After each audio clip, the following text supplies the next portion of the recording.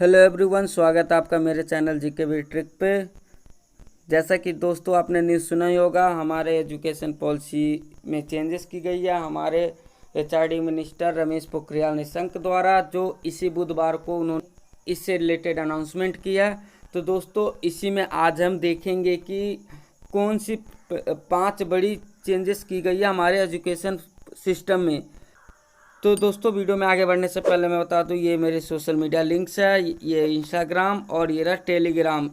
Instagram पे आपने video के अपडेट के लिए फॉलो करें तथा टेलीग्राम पे आप आने वाले लेक्चर और इस लेक्चर के पीडीएफ के लिए मुझे फॉलो करना ना भूलें। तो चलते हैं आज के टॉपिक पे। दोस्तों भारत सरकार ने बुधवार को एजुकेशन पर एक 34 वर्षीय राष्ट्रीय नीति की जगह ले ली है, जिसने 1986 में नई शिक्षा नीति के साथ तैयार किया गया था। मंत्रिमंडल द्वारा अनुमोदित न्यू एजुकेशन पॉलिसी स्कूल में व्यापक सुधार, शिक्षण सहित उच्च शिक्षा प्रदान करता है। एनईपी 20 के कुछ सबसे बड़े आकर्षण हैं उस शिक्षा संस्थानों के लिए एकल नियामक, मतलब एकल संगठक जो इनको नियमित करेगी, डिग्री पाठ्यक्रमों में कई प्रवेश निकास के विकल्प, एमफिल कार्यक्रम को बंद करना, कम दाव पर बोर्ड परीक्षा तथा विश्वविद्यालय के प्रवेश के लिए आम प्रवेश परीक्षा का प्रावधान किया गया है। दोस्तों अब बात करते हैं हम अगर पहले पॉइंट की, तो पहला पॉइंट हमारा स्कूली शिक्षा अब 3 साल की उम्र से।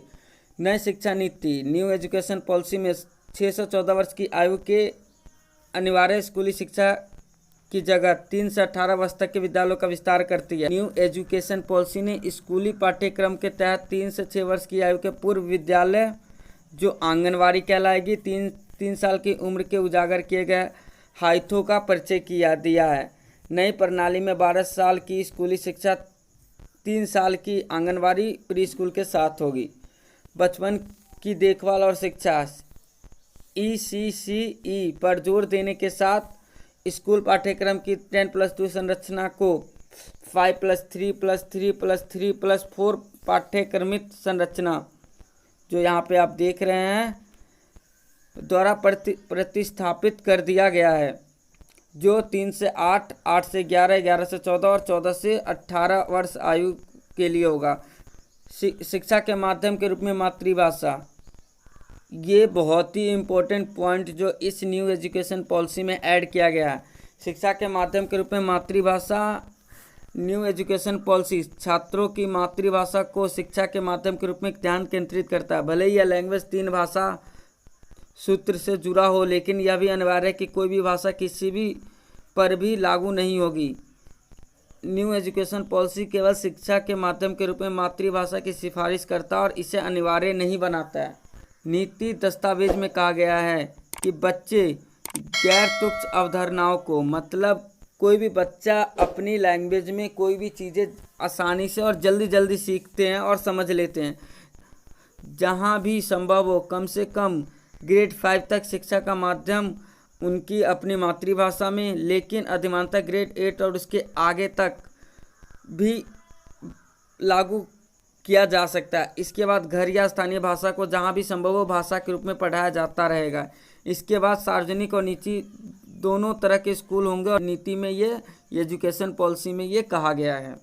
ये एक नई चीज़ ऐड किया गया है इसमें, भारतीय उच्च शिक्षा आयोग, मतलब high education commission of India की स्थापना की जाएगी, जिसमें चिकित्सा और कानूनी शिक्षा को छोड़कर उच्च शिक्षा के लिए एकल अतिव्यापी क्षेत्रीय इकाई, मतलब एक ही निकाय बनाया जाएगा जो इन सभी को नियमित करेगा। सार्वजनिक और निजी उच्च शिक्षा संस्थानों के विनियमन, मान्यता और शैक्षणिक मानकों के लिए समान मानदंडों के एक ही समूह द्वारा शासित किया जाएगा। 15 वर्षों में महाविद्यालय की संबद्धता समाप्त हो जाएगी, मतलब कि 15 वर्षों में कोई भी महाविद्यालय की दी गई परमिशन उसकी समाप्त कर दी जाएगी। महाविद्यालयों को ग्रेडेड स्वायत्तता प्रदान करने के लिए एक चरणवार तंत्र स्थापित किया जाएगा। सभी महाविद्यालय जो हुए उनको ग्रेड के तहत ग्रेड दिया जाएगा, जिसके लिए एक संस्था की स्थापना की जाएगी। अब बात करते हैं, बच्चे अपनी पसंद के विषय चयन कर सकते हैं। जैसे कि अभी के एजुकेशन पॉलिसी में ये होता है कि अगर आप कॉमर्स पढ़ रहे हैं तो आप कॉमर्स से रिलेटेड ही सब्जेक्ट पढ़ सकते हैं। आपने आर्ट्स लिया तो आप बायोलॉजी नहीं पढ़ सकते, आपने अगर आपने साइंस लिया है तो आप आर्ट्स नहीं पढ़ सकते, आर्ट्स के सब्जेक्ट जैसे हिस्ट्री नहीं पढ़ सकते। लेकिन अब क्या है कि न्यू एजुकेशन पॉलिसी 2020 के तहत व्यावसायिक और शैक्षणिक धाराओं के बीच पाठ्य चर्चा, अतिरिक्त पाठ्येतर गतिविधियों के बीच, कला विज्ञान के बीच कोई कठोर अलगाव नहीं रह गया। छात्र स्ट्रीम में अपनी पसंद के विषयों का चयन कर सकते हैं। 6वीं कक्षा से स्कूलों में व्यावसायिक शिक्षा शुरू होगी, इसमें इंटर्नशिप शामिल होगी। इस लाइन का तात्पर्य ये है कि जो बच्चे 6th क्लास में आएंगे उसके बाद से उनको कोई ना कोई व्यावसायिक कार्य जैसे गार्डनिंग, मटके बनाना, फर्नीचर तैयार करना, इससे रिलेटेड उनको शिक्षा दी जाएगी और इससे रिलेटेड उनको इंटर्नशिप भी करवाई जाएगी। FYUP प्रोग्राम रिटर्न और कोई और अधिक ड्रॉप आउट्स नहीं। मतलब इसका तात्पर्य है कि जैसे अभी ग्रेजुएशन की समयावधि 3 वर्ष कर दी गई है, जो अब 4 वर्ष की लाई गई थी, जो एक साल बाद ही उसको चेंज कर दिया गया। FYUP programme new education policy के तहत अंडर ग्रेजुएट डिग्री या तो 3 या 4 साल की अवधि की होगी, जिसमें यह अवधि के भीतर कई निकास विकल्प होंगे। मतलब कि अगर आपने 1 साल का एक ग्रेजुएट पूरा कर लिया लेकिन आपके पास समय नहीं है, फैमिली प्रॉब्लम नहीं है, तो आप उसको एग्जिट कर सकते हो और इसके बदले आपको एक डॉक्यूमेंट प्रदान कर दी जाएगी, आपको एक सर्टिफिकेट दे दिया जाएगा। उसके बाद आप जब चाहे आके फिर दोबारा आगे की स्टडी पूरा कर सकते हैं। इसमें प्रावधान यह है कि कॉलेज को व्यावसायिक या व्यावसायिक क्षेत्रों में 2 साल के अध्ययन के बाद डिप्लोमा की डिग्री, 3 साल के कार्यक्रम के बाद स्नातक ग्रेजुएशन की डिग्री देने का प्रावधान होगा।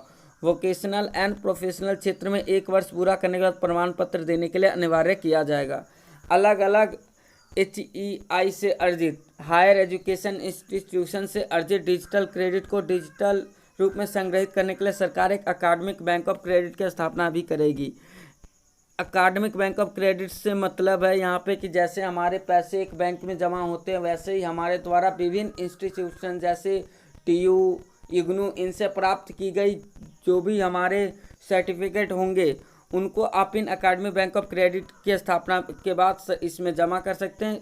इससे क्या होगा कि आप इसको ट्रांसफ़र करने में या अंतिम रूप से अर्जित डिग्री में गिनने के लिए आसान हो जाएगा।